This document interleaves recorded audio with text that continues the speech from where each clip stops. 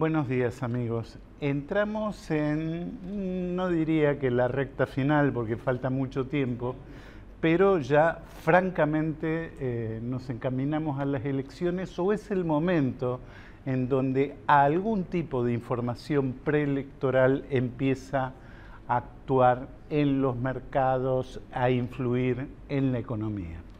Hace un tiempo todos de alguna manera, incluidos los operadores en el mercado, deducían que el próximo gobierno siempre iba a ser mejor que este, y de alguna manera no había muchas diferencias entre Scioli, Macri y Massa. Había como un clima de relativa expectativa positiva. De pronto, inmediatamente después del anuncio de la fórmula presidencial única oficialista, Daniel Scioli y Carlos Zanini, se empezó a complicar el mercado, sobre todo el mercado cambiario, como siempre, y la necesidad de protegerse ante lo que pudiera venir, se llame devaluación, ajuste o como se llame. Tenemos la persona indicada para que trate de contestar estos interrogantes, pero antes vamos a mostrar una placa, la primera, que tiene que ver con... Hay una especie de lenguaje de los candidatos y lenguaje de la gente común, ¿no? Reindustrialización es una palabra clave del discurso oficialista. Ahora, después empezamos a tratar de fundamentarlo o averiguar de dónde salió. Acaba de dar a conocer el INDEC, el estimador mensual industrial, donde dice que la actividad en las fábricas cayó en mayo 0,9%. El INDEC estoy hablando. Si se toma el acumulado de enero-mayo, cayó menos 1,7%. Si tomamos el índice de Fiel, la caída fue del 3% en mayo y del 3,6% en lo que va del año. Es decir, llevamos prácticamente 2 años, 22 meses de caída de la actividad industrial. Para tratar de meternos en este tema, primero les presento a Fausto Espotorno, economista jefe de Orlando J. Ferreres y Asociados, una consultora de mucho prestigio en el mercado y que de alguna manera deben estar acostumbrados a tratar de desentrañar estas especies de galimatías, ¿no? Palabras que supuestamente significan algo, pero después terminan significando nada, ¿no? Así es. A ver. Bueno, gracias por la invitación primero. No sé qué significa reindustrialización. La verdad es que cuando uno mira la actividad económica de la industria, la producción industrial, uno ve que ya lleva en los datos oficiales, en los datos oficiales, 22 meses consecutivos de caída. La caída más prolongada desde el 2001 y 2002. La última caída tan larga fue una que empezó en el 2000 y terminó en noviembre del 2002. Es una caída de 27 meses consecutivos, esa fue la más grande. Y la anterior a esa fue una que empezó en el 98, en junio del 98, y duró 14 meses. Esta es la segunda más alta, la segunda caída más prolongada de la industria desde la hiperinflación, prácticamente. Desde que salimos de la hiperinflación. Entonces, ya te estoy dando te estaba diciendo esto, que los números de la industria no son para nada buenos. Es una crisis bastante fuerte la que tiene la industria. Todos los indicadores muestran lo mismo. El EMI del INDEC, pues ya dio menos 0,9. El nuestro, que nosotros producimos también, un índice de producción industrial, también dio menos 0,9. Lleva también 20 y tantos meses de caída. Y el de Fiel también está dando negativo. O sea que estamos viendo una industria en serios problemas. Y en realidad, cuando uno mira qué es lo que realmente se movió en la industria en los últimos años, te diría que uno ve la industria de los automotores, que ya cayó. Digamos que aparentemente provocó el primer gran quiebre, ¿no? Claro. Una caída muy Pero cuando abrupta. hablamos de reindustrialización de largo plazo, porque supuestamente estamos hablando de algo más largo plazo, lo que vemos, y miramos el largo plazo, y vemos que la actividad industrial es exactamente la misma que teníamos en el 2010. O sea, hace 5 años, si uno hace un gráfico, podría graficar la producción industrial, va a ver que desde el 2010 hasta acá ve una línea recta, con fluctuaciones obviamente, pero básicamente el mismo nivel de producción. Y si lo tiramos para atrás, vemos que ese nivel del 2010 era el mismo que teníamos en el 2008. O sea, se hizo un pico 2007, 2008, después cayó con la crisis, volvió al nivel del 2010 y se quedó ahí. Entonces estamos viendo una industria que prácticamente lleva 7 años sin crecimiento, 7 años de estancamiento, con fluctuaciones. A veces fue mejor para los autos, a veces mejor para el crushing de granos, que fue la otra industria que se ha desarrollado mucho en estos años. Pero en realidad no vemos una industrialización, realmente una reindustrialización. Tuvo al principio del gobierno kirchnerista una mejora bastante importante en la industria, con el tipo de cambio alto, claro. Y las economías regionales pudieron desarrollarse, pero ahora ya eso hace no un año, no 6 meses, hace 5 años que no está sucediendo, ¿no? Aparentemente es como... Sí, los últimos 2 años ha empeorado drásticamente, ¿no? Es como un valor, ¿no? La reindustrialización. Entonces, en principio, cae bien. Quiere decir que no estábamos suficientemente industrializados. Ahora, uno analiza la economía más en general y resulta que somos fuertes sobre todo en productos primarios, en exportación agroindustrial en todo caso, y tenemos un desfasaje respecto al componente industrial de la actividad económica, ¿no? No, en realidad, voy a hacer una cosa que es parece media obvia, cuando la comente la gente va a decir, pero es obvio eso. Y en realidad no se tiene en cuenta. Y es esto, cuando uno mira la industria que más se desarrolla en Argentina, es la industria alimenticia. Claro. Y lo sabemos todos los argentinos desde hace, en clase intuitivamente nos vamos a dar cuenta, que donde tenemos una ventaja comparativa, es en la industria alimenticia. Y hay algunas industrias que dando vuelta también funcionan, pero si vos mirás las empresas argentinas de primer nivel, te diría que no quiero decir el nombre, pero te sale a la vista, la única multinacional grande propiamente argentina es alimenticia. Totalmente. Hay otras que hacen caños y otras cosas, pero son más dedicadas a la construcción, que también están dando, ¿no? Pero claramente ahí tienes un gran potencial. Ahora, ¿eso bueno es malo? No, bueno, depende de lo que dé trabajo y lo que dé crecimiento. Yo creo que en cuanto a sectores económicos, si es industrial, o si es de servicios, o si es de agropecuaria, es secundario. Lo importante es cuánto trabajo dé y qué tan buen trabajo dé. Totalmente. Hoy en el mundo del que vivimos actualmente, realmente no sirve cualquier industria, porque hay industrias que pagan muy mal, que para sobrevivir tienen que pagar salarios muy bajos, esos no sirven. Hay servicios que pagan muy bien y son los que sirven. Por ejemplo, un diseñador de software, un programador de software que está en la industria del servicio va a ganar mucho más que lo que puede ganar un obrero en la industria de... El ejemplo de algunas empresas argentinas prácticamente globales en materia de software, ¿no? Exactamente. Entonces, lo que hay que tener en cuenta es qué sectores económicos son los que pagan mejor y generan más empleo. Ahora, acá hay que acá es donde uno tiene que pensar el país a largo plazo. No es la industria la salida, no es esto solamente un tema de industria o no industria, es un tema de decir, bueno, mira, si yo quiero tener salarios altos y quiero tener sectores económicos que produzcan empleo en salarios altos, ojo que tengo que tener la gente educada de tal forma que produzca esos salarios altos. Totalmente. Parece medio obvio, pero si vos querés tener el PBI per cápita de Estados Unidos de 45.000, 50.000 dólares anuales, cada empleado tiene que producir de tal manera que genere ese valor.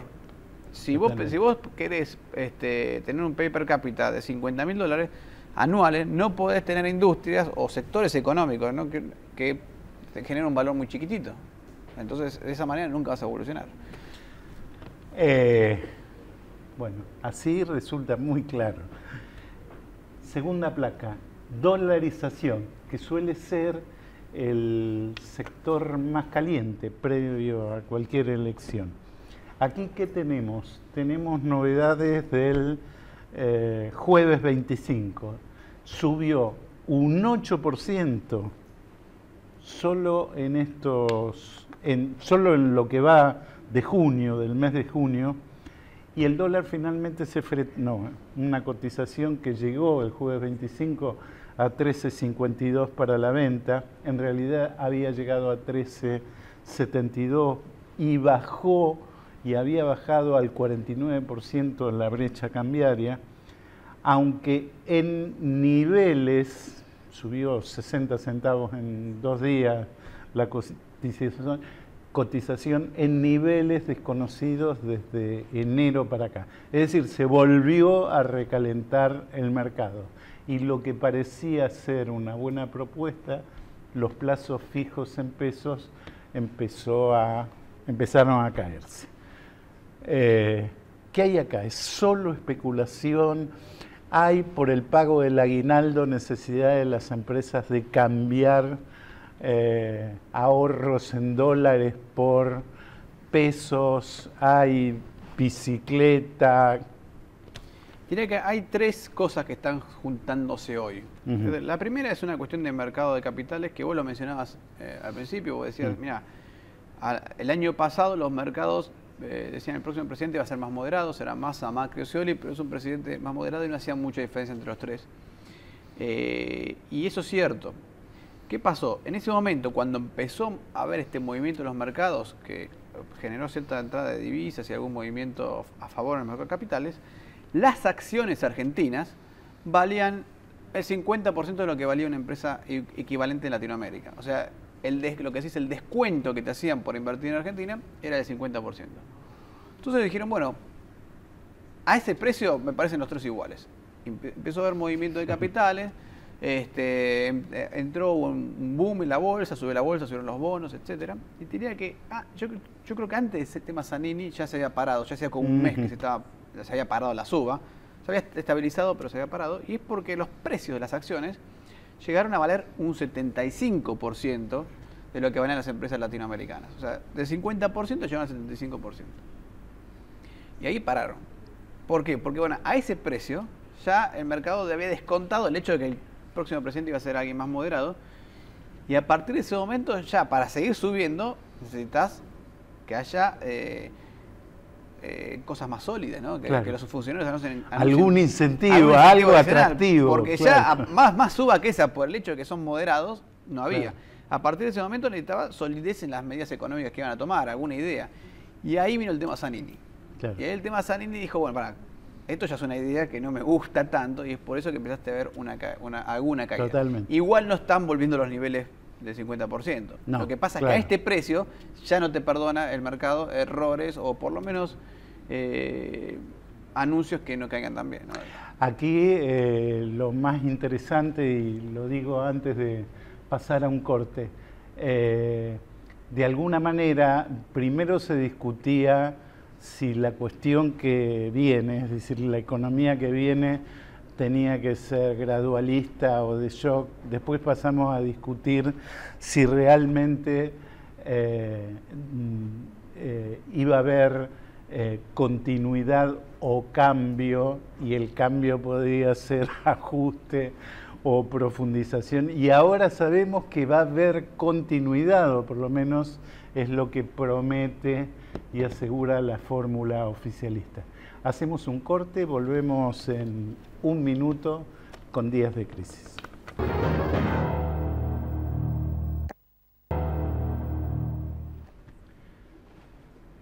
Aquí estamos de nuevo con Fausto Espotorno. Leemos la última placa, suba de granos. Esto es realmente llamativo, ¿no? Porque veníamos con una tendencia a la depreciación de los precios de los commodities, incluso el origen de uno de los principales problemas de la Argentina, que no solo que cada vez exporta menos, sino que lo que exporta cada vez se ve expuesto a los menores precios internacionales. Hablamos de la soja, el maíz, etc.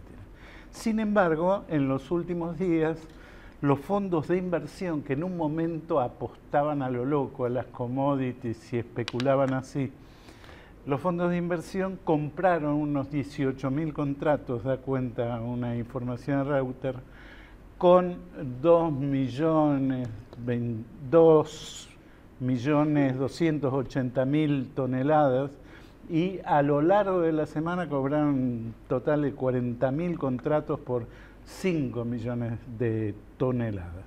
Subieron obviamente casi como reflejo los precios de la mayoría de los granos, principalmente el maíz y otros.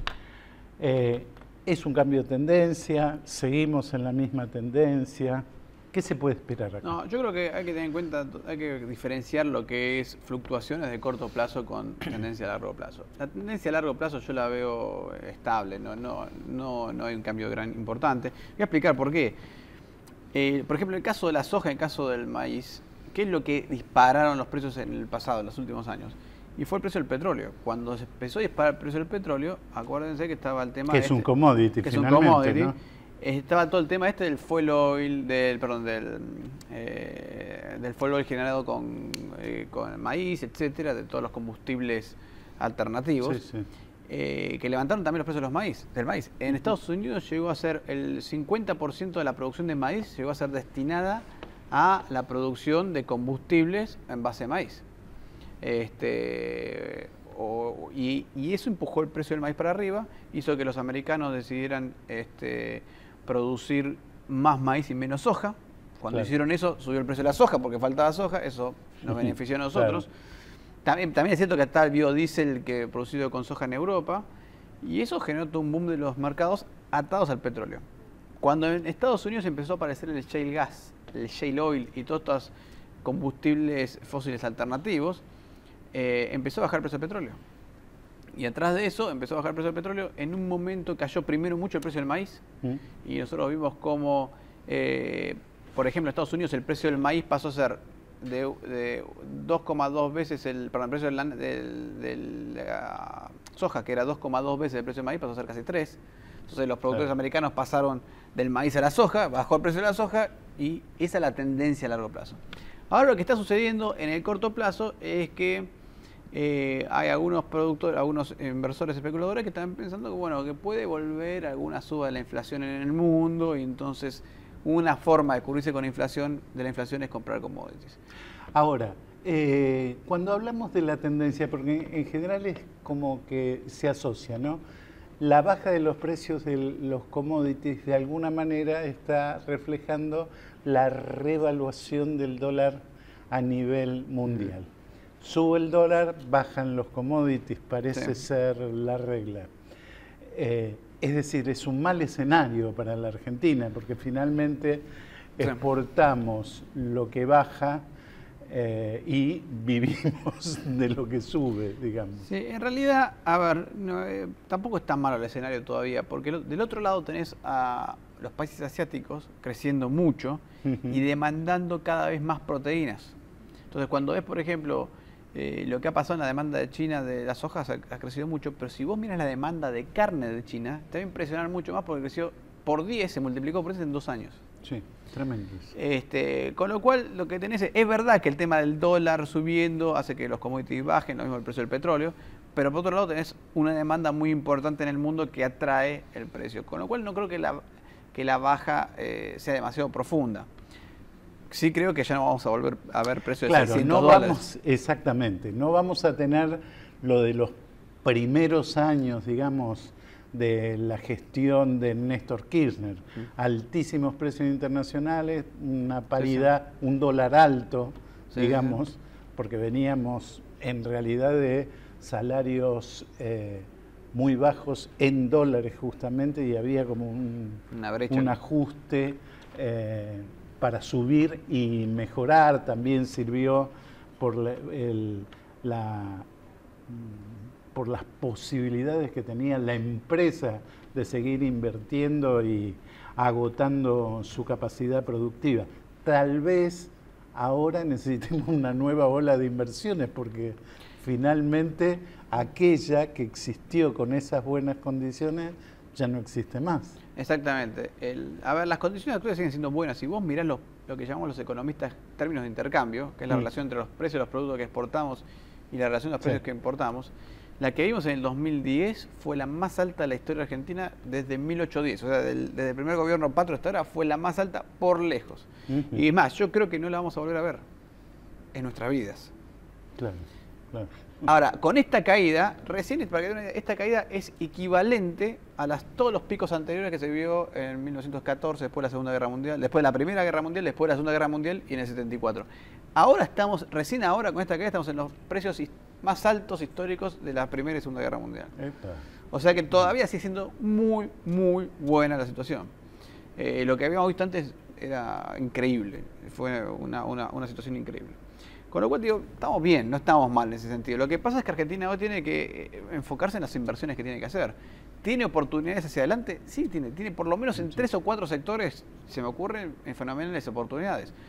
Tenés fenomenales oportunidades en el agro, podés aumentar mucho la producción. Pensá que la producción agropecuaria ha crecido este año por la lluvia nada más, pero está estancada desde el 2008, prácticamente en 100 millones de toneladas. Podría llevarla a 130, 150 millones de toneladas. En poco tiempo, ¿eh? El sector minero es el sector que más inversiones ha recibido en los últimos años. Por mucho más inversiones que todos los otros sectores juntos. Es un sector que tiene mucho potencial. Y finalmente tenemos Vaca Muerta y el shale gas sobre todo, porque el shale oil ya no es tan rentable, pero el shale gas sí, que es una gran oportunidad que puede atraer inversiones en enormes cantidades. Ya solo la entrada de las inversiones tiene impactos favorables económicamente hablando. Con lo cual te diría que ahí tienes 3 sectores que pueden andar muy bien. Y el cuarto, te diría que es el sector financiero, en gran medida porque estamos hablando de sectores como el gas, como el shale gas, como la minería, que requieren mucho financiamiento. Y por lo tanto deberías tener algún boom en el sector financiero. Las empresas argentinas todavía siguen estando baratas, los activos argentinos todavía siguen estando baratos, con lo cual yo creo que va a haber un movimiento ahí. Una Pero pregunta, tenés 4 Fausto, sectores que son oportunidades, ¿no? con el sector financiero, ¿no? Que evidentemente fue uno de los que más se benefició estos años, porque crecieron mucho sus utilidades. Ahora, simultáneamente, es un sector financiero medio anómalo en el sentido de que tenemos una población pobremente bancarizada y además tenemos un sistema bancario que es muy pobre desde el punto de vista crediticio. Exactamente. Sí, yo estoy pensando en un sector financiero que tiene una oportunidad de crecimiento muy grande, pero no de esta manera. No el crecimiento que tuvo en los últimos años, que fue un sector financiero de corto plazo, comercial casi. Claro. Financiaba el consumo, financiaba... Claro, fue explosivo, digamos, por eso. El giro de los documentos descontados de las empresas, pero no tuvimos un sistema financiero que financiara obra de largo plazo, que la gente se bancarizara a largo plazo, que brindara créditos hipotecarios. Me parece que ese sector financiero es un sector que tiene mucho más potencial de crecimiento, pensando a largo plazo, que el sector financiero que solamente se dedica a financiar el consumo, a financiar a las empresas de corto plazo, el giro descubierto y ese tipo de cosas. Totalmente. Es decir, también como industria podríamos crecer. Bueno, creo que de alguna manera nos aproximamos a la superficie de una cantidad de temas que tienen que ver con la macroeconomía y que de acuerdo a cómo lo tratemos, vemos para el futuro todo mal o vemos hacia el pasado todo mal. En realidad no es ni lo uno ni lo otro, lo que sería bueno es bajar los decibeles, tratar de escucharnos y ver si hay algunos debates que puedan esclarecer el rumbo. Nos encontramos el lunes que viene, 7:30 en Día.